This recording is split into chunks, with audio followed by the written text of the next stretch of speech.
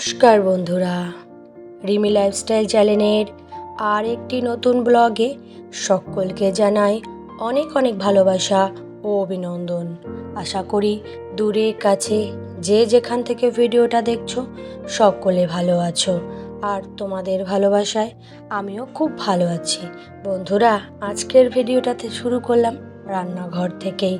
সকালে উঠেই কিছু কাজ সেরেই আজকে ভাবছি একটু সকাল সকাল রুটি করব, তাই একটু রুটিটা আগে করে নিচ্ছি বন্ধুরা। আসলে বন্ধুরা, সকালে উঠে যদি একটু রুটি করা যায় না, তাহলে বাচ্চাগুলো একটু ব্রেকফাস্টটা একটু ভালো হয় তাদের কাছে।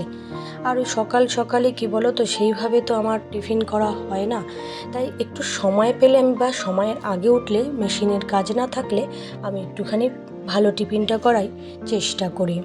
যাই হোক, টিফিনটা করে নিয়ে এবার চলে এসেছি ঘরে এসে এই যে বিছনা কাঁথা গুছাতে শুরু করে দিয়েছি।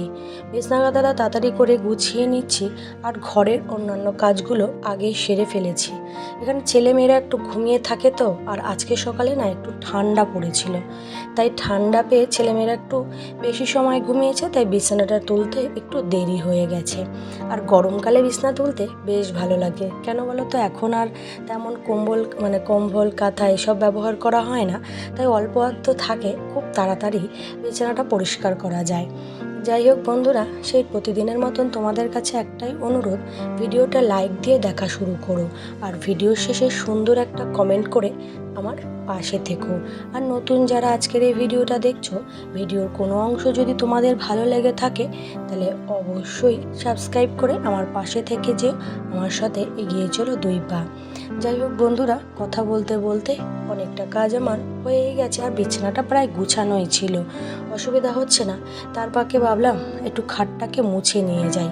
এদিকের অংশটা মাঝে মধ্যেই ঘরে যাতায়াত করার পথে আমি প্রায় মুছি, কিন্তু এই সাইডের অংশটা তেমনভাবে একটা মোছা হয় না। আর বোর্ডগুলো কী বলো তো, একটু সাদা তো, কারেন্টের বোর্ড সাদা বলে, তাই জন্য হচ্ছে কি মাঝে মধ্যে যখন খাট মুছি প্রায় একটু ওটাকেও মুছে নিই। যাই হোক, বিছনা গুছানো হয়ে গেছে, আর এই যে এদিকে বাজার করে নিয়ে এসেছে বড়মশাই, তাই বাজারটাকে একটু নামিয়ে রাখে। আর যেগুলো খাওয়ার হবে সেগুলো এখন খাবো, আর বাকিগুলো প্যাকেটিং করে ফ্রিজে রেখে দেবো। এই যে দেখো, আর সত্যি কথা বলতে জিনিসের এখন প্রচুর দাম, তাই জন্য একটু আধটু বাজার বেশি করে করে রাখলেও একটু বুঝে বুঝে খেতে হবে, তা না হলে সংসার চালানো সম্ভব হবে না। আর আগে 100 টাকা নিয়ে গেলে ব্যাগ ভরে যেত সবজিতে, কিন্তু এখন 500 টাকা নিয়ে গেল ব্যাগের তলা পড়ে থাকে। কি আর বলবো, জিনিসের দাম যত দিন যাচ্ছে ততই যেন বেড়ে যাচ্ছে।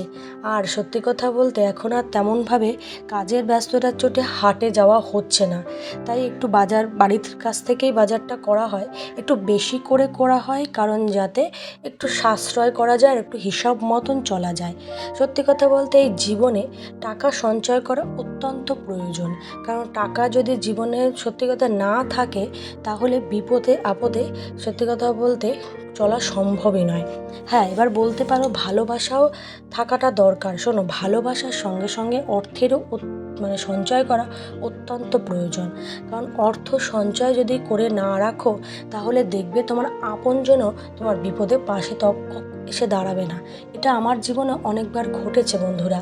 আমার যখন টাকার প্রয়োজন হয়েছে না, আমার নিজের দেওর আমাকে টাকা ধার দেওয়ার জন্য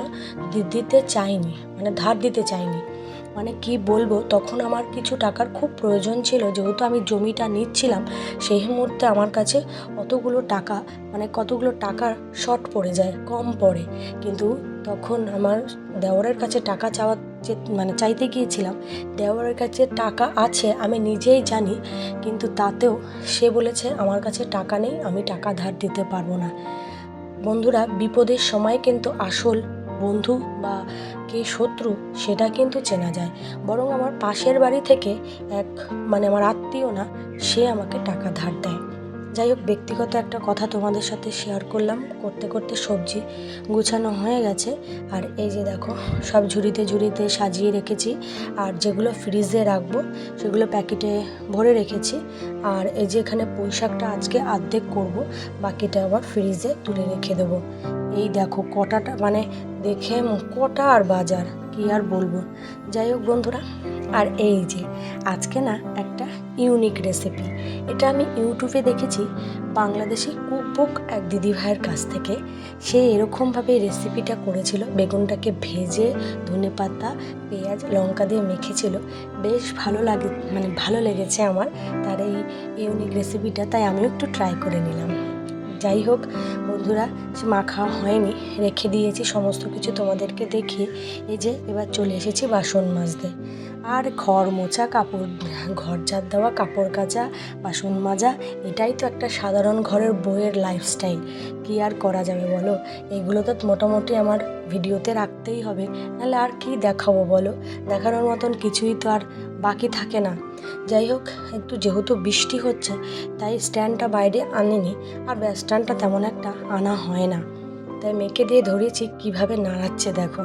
যাই হোক বন্ধুরা, এই ছবিটা দেখো, দেখে মনে হচ্ছে না একটা পেপারের উপর লাগানো কোনো ছবি, কিন্তু না বন্ধুরা, এটা কিন্তু হাতে আঁকা আমার দেওর না, সরি, বড় ভাসুরের ছেলে।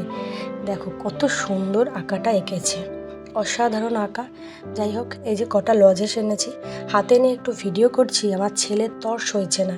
বললাম একটু ম্যাজিক দেখ, আমার হাতে আছে, ফট করে তোর হাতে পৌঁছে গেল। কত সুন্দর ম্যাজিক, ও খুব ম্যাজিকটাতে আনন্দ পেল। যাই হোক, সমস্ত কাজ করে একটুখানি গেলাম পার্লারে, একটু ভুরুটা তুলবো। তা পার্লারের যে দিদি, সে বললো আমার ভিডিও করো না, আমি রেডি নেই। যাই হোক বন্ধুরা, আজকের মতন ভিডিওটা এখানেই শেষ করছি। আশা করি তোমাদের ভিডিওটা ভালো লাগবে। আর ভিডিও শেষে সুন্দর একটা কমেন্ট করতে একদমই ভুলো না। আজকের মতন সকলকে জানাচ্ছি টাটা।